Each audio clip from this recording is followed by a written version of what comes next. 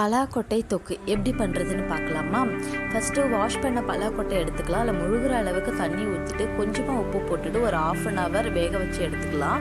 இப்போ கடாய் ஹீட் பண்ணிவிட்டு கடாயில் கொஞ்சமாக எண்ணெய் விட்டுடுங்க.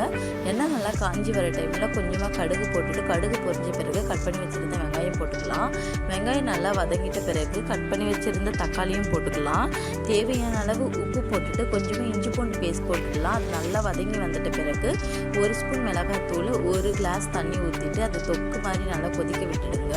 இப்போ வேக வச்சுருந்த பலாக்கொட்டையை எடுத்துகிட்டு இது மாதிரி தோலை நீக்கிட்டு 2ஆக கட் பண்ணி எடுத்துக்கோங்க. இப்போ கொதிச்சிட்ருக்க தொக்கில் கட் பண்ணி வச்சுருந்த பலாக்கொட்டையை சேர்த்துக்கலாம்.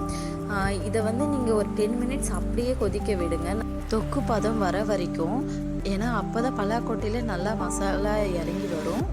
இப்போ கட் பண்ணி வச்சுருந்த கொத்தமல்லியை மேலோட்டு தூவிட்டு மிக்ஸ் பண்ணி விட்டிங்கன்னா பலாக்கொட்டை தொக்கு ரெடி. ட்ரை பண்ணி பாருங்கள், ரொம்ப ஹெல்தி. மேலும் ஹெல்தியான ரெசிபிஸ் வேணும்னா டிடி ஹோம் விலாக சப்ஸ்கிரைப் பண்ணுங்கள்.